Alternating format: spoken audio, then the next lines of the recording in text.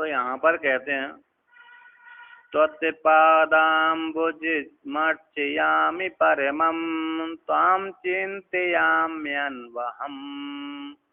त्वामीशं शरणं व्रजामि वचसा त्वामेव याचे विभो वीक्षां मे दिशचक्षुषीं सकरुणां दिव्यश्चिरं प्रार्थितां शम्भो लोकगुरो मदीय मनसा सख्योपदेशं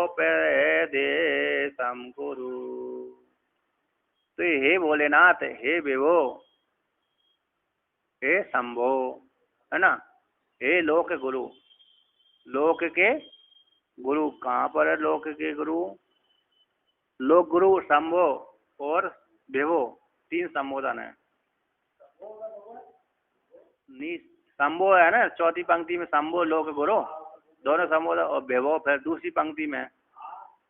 तो कहते हैं हे विभु, विभु यानी व्यापक है, और शंभो यानी सुख को देने वाले, और लोक गुरु यानी संपूर्ण लोगों के स्वामी, समस्त संसार के गुरु।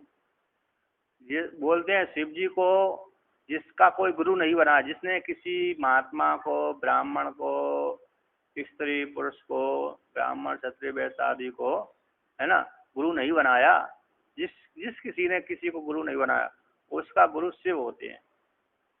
उसको शिव को गुरु मानना चाहिए, उसके लिए उसके गुरु शिव होते हैं। तो शिव को गुरु मान करके मंत्र का जाप करना चाहिए, उनका शिव मंत्र है।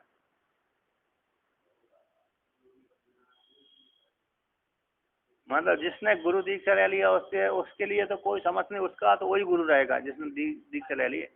और जिसने गुरु दीक्षा नहीं ली उसका गुरु शिव जी होते हैं, ऐसा शास्त्र में वर्णन किया। ठीक है ना। तो यहाँ पर कहते हैं हे, इसलिए यहाँ पर क्या दिया? त्रिलोक गुरु, लोक गुरु है ना, लोक के गुरु। तो संबोधन है, समस्त संसार के गुरु हैं। तो ये आगे कहते हैं हे भोलेनाथ, त्वत्पादाम्बुज अर्चयामि परमम, आप भोलेनाथ की, आप परमात्मा के पादाम्बुज, अम्बुज, अम्बुज के सदृश जल से पैदा होने वाला कमल, कमल जैसा जिस प्रकार से आनंद को देता है, कोमल होता है, उसी के सदृश चरण कमल हैं जिनके, ऐसे उन भगवान भोलेनाथ के चरण कमलों को अर्चयामि, मैं पूजा करता हूँ, पूजा करूँगा, कर रहा हूँ, करता हूँ, है ना, करता हूँ, किया है, करूँगा। कहते हैं, और कहते हैं परमम उत्कृष्ट, त्वाम चिंतयामि अनुभवम, और मैं प्रतिदिन आपका चिंतन करता हूँ, आपका ध्यान करता हूँ। चिंतयामि, चिंतयामि, और मैं प्रतिदिन आपका चिंतन करता हूँ, आपके स्वरूप का ध्यान करता हूँ, उत्कृष्ट स्वरूप का चिंतन करता हूँ, जो ब्रह्म को बोध कराने वाला स्वरूप है, उस स्वरूप का मैं प्रतिदिन चिंतन करता हूँ। तम ईशम शरणम व्रजामि, और कहते हैं हे भोलेनाथ, आप ईश परमात्मा की शरण को मैं जाता हूँ, आपकी शरण में आया हूँ। वचसा त्वाम याचे, वाणी के द्वारा आप ही परमात्मा की, आपसे ही मांगता हूँ, अन्य दूसरे से नहीं मांगता हूँ, है ना। मैं क्या मांगता हूँ? आपसे ही प्रार्थना करता हूँ, जो कुछ भी चाहिए मेरे को आप ही से प्रार्थना करता हूँ, दूसरे से नहीं इच्छा करता। जैसे उपमन्यु है ना, उपमन्यु ने जो भी वरदान मांगा था भगवान भोलेनाथ से ही मांगा था, इंद्र से नहीं मांगा उसने। उपमन्यु नाम के जो ऋषि थे हुए हैं, उन्होंने जो कृष्ण भगवान के गुरु कहलाए, कृष्ण भगवान को गुरु दीक्षा दी उन्होंने, जो पंचाक्षर मंत्र, षडाक्षर मंत्र की। तो उन्होंने, इंद्र ने कई बार उनको वरदान देने की कोशिश करी, किंतु नहीं लिया। तो मैं तो शिव जी से ही लूंगा, है ना।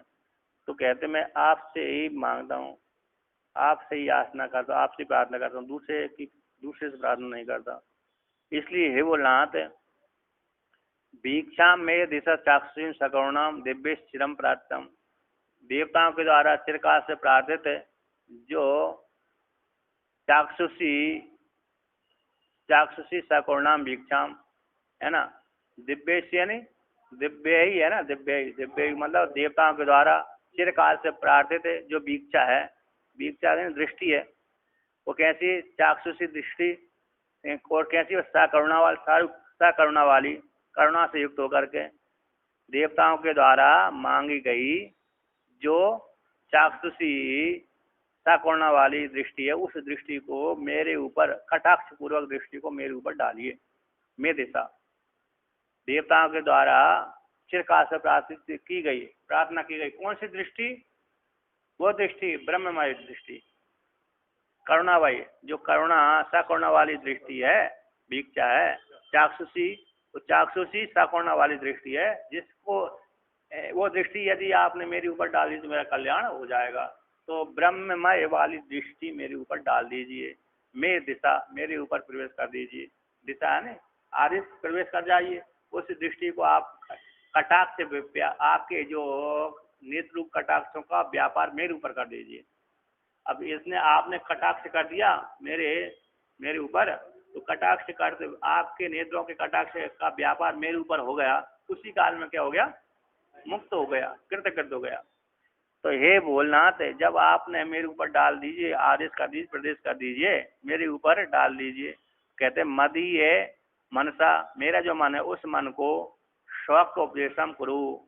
तो आप ब्रह्म ज्ञानमय जो ज्ञान है ना, आनंद को देने वाला, निर्विशेष आनंद को देने वाला शौक उपदेशम मेरे मन के लिए, मदीय मनसा है ना, मेरे मन को ब्रह्म ज्ञान को प्रदान करने वाला आनंद का उपदेश करें, अतः ब्रह्म विद्या का उपदेश करें। मेरे मन को, मुझको, है ना, मेरा मन है, मन अलग है, मैं हूँ, तो मेरे मन में जब मेरे आप उपदेश करेंगे, अर्थात मुझको उपदेश करेंगे, तो मन के द्वारा चिंतन करूंगा, तो चिंतन करूंगा तो क्या हो जाएगा? हम चिंतन करते करते मुक्त हो जाऊंगा। इसलिए मेरे मन के लिए आप शौक उपदेश करो। शौक उपदेश मतलब ब्रह्म ज्ञान संबंधी जो सुख है, ब्रह्म ज्ञान आत्मा संबंधी जो निर्विशेष आनंद रूप सुख है, उस सुख का उपदेश करिए, अर्थात ब्रह्म ज्ञान का उपदेश करिए। तो ब्रह्म ज्ञान का उपदेश करते ही मैं मुक्त हो जाऊंगा। जैसे शिव जी काशी में ब्रह्म ज्ञान का उपदेश करते हैं नहीं करते? जीव मर जाता है वहां पर, काशी में जाकर मरता है, तो काल भैरव महाराज उसको 2.5 घड़ी भोग उगाते हैं, 2.5 घड़ी भोग उगाते हैं काल भैरव। तो काल भैरव महाराज उसको जीव के जो सत्कर्म करने वाला है ना, मतलब वहां पर मरता है, थोड़ा बहुत भजन करता है, ऐसा व्यक्ति, उस व्यक्ति को 2.5 घड़ी भोग उगाते हैं। तो 2.5 घड़ी भोग में ही वो हजारों लाखों जन्मों का अनुभव करा देते हैं, 2.5 घड़ी में ही, है ना। तो फिर भोग भुगा करके उससे सारे भोग को समाप्त कर देते हैं। इसके पश्चात शुद्ध निर्मल हो जाता है, तो शिव जी के पास में ले जा करके काल भैरव रख देते हैं। जब शिव जी उसको पर ब्रह्म ज्ञान, ओमकार रूप जो ब्रह्म ज्ञान है, उमा ब्रह्म विद्या है, ओमकार है, उसी ओमकार को तारक मंत्र का उपदेश कर देते हैं। तो तारक मंत्र को उसके मन में, कान में फूंक देते हैं, कान में दीक्षा दे देते हैं। कौन? ब्रह्म ज्ञान वाली दीक्षा दे देते हैं, ओमकार का उपदेश कर देते हैं। तो वो शिव जी जिसको उपदेश करेंगे तुरंत ही ज्ञान हो जाएगा, मुक्त हो जाएगा। तो ऐस ओम है ना तारक मंत्र, तो इसी ओमकार का ही, तारक मंत्र का ही उपदेश कर देते हैं। ओमकार का व्यापक अर्थ होता है ना। जो आप पुस्तक ले गए ओमकार को लेकर तो है मांडुक्य उपनिषद, मांडुक्य उपनिषद में उसी का ही वर्णन किया है, तारक मंत्र। इस प्रकार से ऐसे शौक ब्रह्म ज्ञान संबंधी आनंद स्वरूप जो परमात्मा रूप आनंद है, उस आनंद का आप मेरे को उपदेश कर दीजिए, मेरे मन को उपदेश कर दीजिए, मेरे मन में। यहाँ पर मनु महाराज ने तत्व विज्ञानार्थम, है ना, जानने के लिए गुरु के पास में जाना चाहिए। तो गुरु फिर उसको शौक उपदेश करेगा, शौक उपदेशम गुरु उसको शौक का उपदेश, सुख आनंद ब्रह्म ज्ञान संबंधी सुख का उपदेश करेगा। एक मनु महाराज ने स्मृति लिखी, ना अपृष्ट कश्चित अवरुदिया, बिना पूछे नहीं बोलना चाहिए। तो यहाँ पर वर्णन करते हैं कि जीव अपने गुरु के पास में जाए और गुरु के पास में जाकर के उससे प्रश्न करें, है ना। गुरु के पास में जिज्ञासु व्यक्ति, जिज्ञासा जो व्यक्ति है ना, तो जिज्ञासा लेकर के समाधान करने वाले गुरु के पास में जाए और वहां पर जाकर प्रश्न करे, तो प्रश्न करे उसको उत्तर देगा। इस प्रकार से वर्णन किया। तो ये तो मतलब भगवान भोलेनाथ ने, भगवान मतलब क्या है, ब्रह्म ज्ञान को उपदेश करने को निमित्त बना करके और पूजा अर्चना आदि को निमित्त बना करके आदि शंकराचार्य भगवान ने भोलेनाथ की स्तुति की।